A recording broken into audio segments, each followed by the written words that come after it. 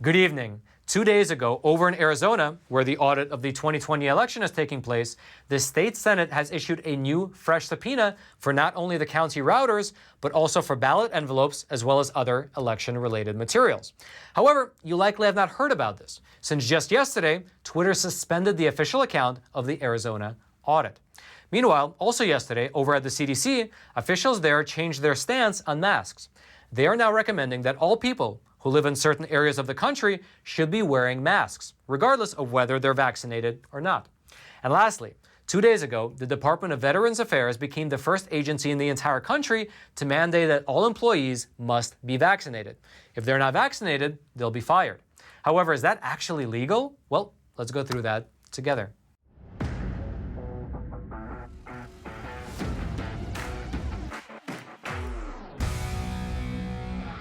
This is your daily Facts Matter update, and I'm your host, Roman from the Epoch Times. Now let's begin today's discussion over in Arizona. But actually, just before we do, as a super quick aside, right there at the very top of the description box is a link to Epoch TV, which is our brand new no censorship video platform where you can find all of the awesome Epoch Times video programs like The Larry Elder Show, Crossroads with Joshua Phillip, American Thought Leaders, China in Focus, Life and Times, and Facts Matter is on there as well. And we publish exclusive episodes onto Epoch TV that, frankly, due to the censorship, we don't feel comfortable publishing here on YouTube.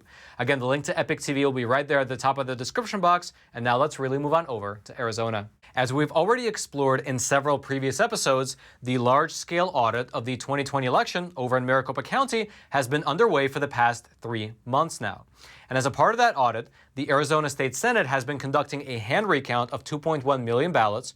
They've been looking for any possible IT breaches that might have occurred, and they've also been examining close to 400 tabulation machines which were used during the previous election. Now, one thing that they haven't been able to examine are the county routers. That's because even though the Senate issued a subpoena for these routers back in December, the county has been refusing to hand them over the last 7 months. They've been just refusing to comply, and therefore the county routers have never been handed over to be forensically examined. However, the Senate is still pushing ahead. In fact, just 2 days ago, Arizona senators issued a fresh new subpoena ordering Maricopa County to hand over all of the remaining materials which are related to the 2020 election. Specifically, besides the routers themselves, as well as the router images, they are also ordering that all ballot envelopes, the voter records, as well as all the username and passwords for the election machines must be handed over as well. Furthermore, the Maricopa County Board of Supervisors was also commanded by the state Senate to hand over all of their findings in regards to any system breaches that might have occurred within 6 months of the November 3rd election. And then lastly, the Board of Supervisors was also told to appear at the Arizona State Capitol for a hearing on August 2nd. Now, if they fail to comply with anything, meaning if the Maricopa County Board of Supervisors fails to comply with anything that was asked of them by the Senate, they were told that this may constitute contempt of the legislature. And so you might be wondering whether the county will actually comply with this fresh new subpoena, given the fact that they have not complied with the previous one. Well, thus far, the county has not decided one way or the other. However, here's what a county spokesperson said about it. The county has already provided everything competent auditors would need to confirm the accuracy and security of the 2020 election. The board will review the materials requested with our legal team and respond in the coming days. And so we'll just have to wait and see whether the county will ultimately comply with this new subpoena. Although, frankly, it has become a little harder to know what is actually going on with regards to this audit. That's because just yesterday, and this is something that I almost couldn't believe once I actually saw it, Twitter suspended the official Arizona audit account. That's right, they suspended the official account for the Senate-led election audit. That Twitter account, by the way, was one of the main channels that the audit was using to let people know what was happening, and now it has just been taken down. It had close to 100,000 followers, by the way, and it was used by the Arizona State Senate to let people know what is happening. Now, as of this moment, Twitter has yet to give any official explanation for why they took down this account. In fact, we here at the Epoch Times, we reached out to Twitter for comment on this matter, but we have yet to hear back. Although it is worth noting that this decision by Twitter to suspend this account came just a few days after 2 recent developments. First was that President Trump went over to Arizona just a few days ago, and he delivered a speech in which he referenced the Arizona audit. And so since then, it's come more into the national conversation. And then secondly, this takedown by Twitter came just shortly after Ken Bennett, who was the audit liaison, after Ken said that he was blocked from entering the audit several days ago. He was literally not allowed to enter the venue. Why? Well, he says that it's because he shared information that he sourced from the audit with people who were critical of the operation. Here's what he said during an interview. I shared some box counts of how many ballots were in each box, and that got leaked to the press, and I apologized to Senate President Fan. I had promised that information would not be leaked to the press, but it indirectly got done, so that's how I got barred from the audit. For your reference, by the way, the audit team is currently under a non-disclosure agreement, and so information has to officially go to the Arizona State Senate before being released to the public. Regardless, the fact that Twitter suspended the official account that the Arizona State Senate was using to communicate with the public about the election audit is fueling criticism against Twitter and other big tech firms over their censoring of conservative voices. Now, if you would like to read more about either the new subpoena that was issued by the state Senate or about Twitter's decision to ban the audit account, the links to that will be in the description box below this video for you to check out. And now, before we move on over and discuss the federal vaccine mandates, I would like to take a quick moment and introduce our sponsor for today's episode, and I will do so from the sound booth. That's right, Roman. Although today we are not in the sound studio, we are in the kitchen. And we have a new type of sponsor. It's a book. It's actually a very good book. It's called Terms of Service. They sent me a copy to read, and I've been going through it for myself. I'm about a third of the way through. And you know what? I didn't have any expectations, but still, it sort of blew them out of the water. It's a dystopian, Orwellian type of novel. And you know, it hit upon a question that was really timely. It's exactly what I was thinking about recently, how big tech, there's sort of two things that big tech is doing simultaneously. On the one side, they are censoring us. They're censoring how we speak, how we express ourselves. And in that process, they're inching closer and closer to actually censoring the thoughts within our own heads, right? So that's one thing. But then on the other side, the artificial intelligence is actually moving us in a certain direction based on the content that it recommends, based on the events that it recommends, based on the advertising that it shows. It's actually moving us in a certain direction, right? And so this book, I'm not going to get into the plot in case you are actually going to read it, but it explores the question of, as artificial intelligence gets more and more advanced, where is this ultimately leading us to? Where is this leading society to? So again, phenomenal book. I'm recommending it not only because they sent me a copy and because they sponsored our episode, but because the book is generally very good. If you want to find it for yourself, you can search for Terms of Service on Amazon, buy a copy there. Or if you don't want to give any commission to Jeff Bezos, you can go to craigwstanfill.com/Roman and buy a copy directly from the author. I'll actually throw a link to that direct website there in the description box below. And again, Mr. Stanfill, thank you so much for sponsoring this episode. And now Roman in the studio, back to you. And now let's talk about mask mandates. Just yesterday, the CDC, which is America's top health agency, they altered their COVID guidance, and they told people that even if they're fully vaccinated, they should still be wearing masks if they live in certain parts of the country. Their recommendation, by the way, also applies to children. Now, in explaining this change in policy, Dr. Rochelle Walensky, who is the director of the CDC, she told this to the media. New research into outbreaks from several states and other countries indicate that on rare occasions, some vaccinated people infected with the Delta variant after vaccination may be contagious and spread the virus to others. Furthermore, she went on to say that their research indicated that vaccinated people who contract the Delta variant have the same amount of the virus as unvaccinated people, and therefore, vaccinated people can still transmit the variant. Here's what she said on this front. This new science is worrisome and warrants an update to our recommendations. Now, we here at the Epoch Times, we reached out to the CDC in order to get specific citations to what research they're referring to, but we have yet to hear back. Regardless, the CDC is now advising everyone, even vaccinated people who live in certain areas with what they're calling substantial and high transmission of the virus, to wear masks in public and in indoor settings. Now, let's unpack which areas they're actually referring to here. When they say areas with high transmission, they're specifically referring to areas that have a 1 case in 1,000 over a 7-day period transmission rate. And so when you look at an official map of the COVID cases on the CDC website, their new recommendation applies to the counties marked in either orange or red. And for your reference, by the way, out of America's 3,219 counties, 2,043 of them fall into that category, meaning that this recommendation applies to 63% of America's counties. Now, this shift from the CDC came about 2.5 months after they first announced that vaccinated people no longer needed to wear masks indoors because of the protection that the vaccine provided. However, as more and more evidence is emerging that the vaccines are not as effective against COVID as they once were, which according to the official reports is due to the virus variants, the CDC has now changed their policy. And it's also worth noting that though what the CDC issued was guidance, they don't make any specific rules. However, what the CDC says is then typically followed closely by both health departments as well as businesses across the entire country. And so what we're very likely to start seeing is that mask mandates will begin to spring up around the country once again. Although there have been critics of such a move. For instance, even here in New York City, Mayor Bill de Blasio, who's a Democrat, he recently said that if the mask mandate is reinstated, that would cause people to develop a lack of confidence in the vaccines, since he said they would start questioning why they still need to wear a mask after getting the shot. Which, by the way, is a perfect segue into our next topic, which is forced vaccinations. 2 days ago, the Department of Veterans Affairs, also known as the VA, it became the first federal agency in the entire country to mandate that all employees must be vaccinated. Specifically, Dennis McDonough, who is the secretary of the VA, he came out and he said that all healthcare employees must receive the COVID vaccine as a prerequisite for employment. Here's specifically what he said in a statement. We are mandating vaccines for Title 38 employees because it's the best way to keep veterans safe, especially as the Delta variant spreads across the country. Now, after he made that statement, the employees who fall under Title 38, which includes doctors, dentists, as well as registered nurses, they have 8 weeks to get fully vaccinated. And according to the new policy, if these employees refuse, they can be fired.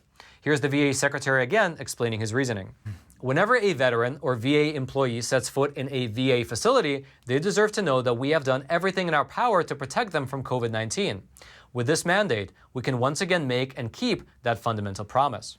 Now, what's interesting to note is that just last month, in June, Joe Biden came out and he specifically told federal agencies to not do this. He told federal agencies to not require vaccination as a precondition for employment. That was last month in June. However, just earlier today, he reversed course. While in Virginia, Joe Biden said that mandatory vaccine mandates for all federal employees are now under consideration. Specifically, when he was asked by a reporter on whether the new mask mandate from the CDC would create any type of confusion, here's what he said. We have a pandemic because of the unvaccinated, and they are sowing enormous confusion. And there's only one thing we know for sure. If those other 100 million people got vaccinated, we'd be in a very different world. So get vaccinated. If you haven't, you're not nearly as smart as I said you were. Now, in that statement, Joe Biden mentioned that if the people got vaccinated, we would be in a whole different world right now. And this is a claim that the Biden administration has repeated over the last several weeks, wherein they blame unvaccinated people for the spike in COVID cases across the country. And when they make that claim, they often cite the CDC as their source. However, that data is now publicly available. In fact, the CDC has, thus far, declined to make public their data, and so I guess we'll have to just believe what they say. Now, while Joe Biden is considering mandating vaccines for all federal employees, some other Democrat leaders have already taken the next step. For instance, this is what Mayor Bill de Blasio just said earlier today in an interview on MSNBC. We have got to shake people at this point and say, come on now. We tried voluntary, where we could not have been more kind and compassionate as a country. Free testing everywhere you turn, incentives, friendly, warm embrace. The voluntary phase is over. Voluntary alone doesn't work. It's time for mandates, because it's the only way to protect our people. Likewise, on the West Coast, Gavin Newsom, who is currently the governor of California, although he's facing a recall, he had an interview with CNN where he said this. It's like drunk drivers. You don't have the right to go out and drink and drive and put everybody else at risk, including your own life. We don't even have to have that debate if we can just get everybody vaccinated that isn't vaccinated, that's refusing to get vaccinated, that's living vaccine-free and impacting the rest of us. And so, given their statements, it goes without much surprise that New York City and California became the first 2 places in the entire country requiring all of their government workers to be either fully vaccinated or to show a weekly negative COVID test. And while this isn't officially a vaccine mandate, since no workers will be forced to get the shot, the officials in these 2 places, they are hoping that the inconvenience and the discomfort of having to do weekly tests will persuade many people to just get the vaccine. This rule, by the way, affects people such as police officers, firefighters, teachers, sanitation workers, toll booth operators, and so on. There are over 500,000 different types of government employees between California and New York City, and so a lot of people will be impacted. And so the question that you might be asking yourself, the $500 million question, is whether any of this is legal. Is it legal for the local, state, and federal governments to force mandatory vaccinations, or to create a situation where they're essentially pushing you towards that? Well, there's a lot of debate over that subject right now. However, just yesterday, the Department of Justice came out and issued an opinion saying that COVID vaccine mandates are, in fact, legal. To be more specific, the Justice Department issued a legal opinion which said that federal law does not prohibit either public agencies or private businesses from requiring their employees to be vaccinated. Here's part of what their opinion said. federal law does not prohibit public or private entities from imposing vaccine requirements, even when the only vaccines available are those authorized under emergency use authorizations. Now, what they're referring to there, in case you're not aware, is the fact that all the COVID vaccines, whether it's the Moderna, the Pfizer, or the Johnson & Johnson vaccine, they are all currently under what's known as emergency use authorization by the FDA, meaning that even though they have been tested, they are currently not fully approved. However, the Justice Department concluded that even with these emergency use authorizations in place, private businesses as well as government agencies can still force their employees to get the shot. And in fact, this messaging from the Justice Department is now being used as justification to push forward such policies. For instance, when he was asked about this opinion from the Justice Department, here's what Mayor Bill de Blasio had to say. Public sector entities need to move as quickly as possible. This DOJ decision is important. I think that will be helpful. We have got to put pressure on this situation. However, it's worth noting that what the Justice Department issued was an opinion, and so whether these mandates are actually legal or not will likely be determined in court as lawsuits invariably begin to sprout up across this country. Although they will likely be springing up in blue states because many red states have taken a harder line stance against enforcing either mask mandates or mandatory vaccine mandates. For instance, here's what Governor Greg Abbott, who is the governor of Texas, here's what he wrote just yesterday.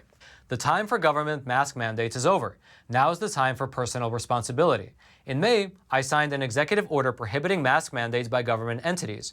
Every Texan has the right to choose whether they will wear a mask or have their children wear masks. Likewise, over the last several months, 15 states across the country, all with Republican legislatures, have banned vaccine passports. And for your reference, those states are Alabama, Arizona, Arkansas, Florida, Georgia, Idaho, Indiana, Iowa, Montana, both North and South Dakota, South Carolina, Texas, Utah, and Wyoming. And given the fact that these states have banned vaccine passports, it's very unlikely that they will enforce any type of mandatory vaccinations. We'll just have to wait and see how the whole thing ultimately plays out, which will likely play out along party lines. And frankly, we will be covering this extremely closely because how this all turns out will have a very large impact on the type of world that our kids inherit. If you would like to go deeper into anything that we've discussed today, such as the new CDC mask recommendations, the vaccine mandate from the VA, or the opinion from the Justice Department, all those links will be put in the description box below this video so you can check them out. And now lastly, just like we're seeing censorship over on Twitter, we here at the Epoch Times have been experiencing censorship on this platform on YouTube for quite a while now. In fact, on the very same day that Joe Biden was sworn into office, YouTube coincidentally made the unilateral decision to demonetize our program. We can now no longer run any ads before, during, or after our episodes, and the Super Chat feature has mysteriously just been disabled. They're essentially snuffing out our ability to monetize our program. However, we here at the Epoch Times, we did not take this lying down.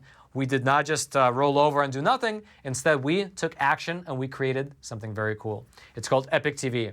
It's our brand new no censorship video platform where you can find all of the awesome Epoch Times video programs, like The Larry Elder Show, Crossroads with Joshua Phillip, American Thought Leaders, China in Focus, Life and Times, Counterpunch with Trevor Loudon, as well as Facts Matter. And on there, we publish exclusive episodes that, frankly, due to the censorship, we just don't feel comfortable publishing here on YouTube. If you want to check out those exclusive episodes, as well as all the other awesome content on Epoch TV, the link to it will be right there pinned at the top of the description box. And I really hope you click on it. I hope you check it out. I hope you subscribe.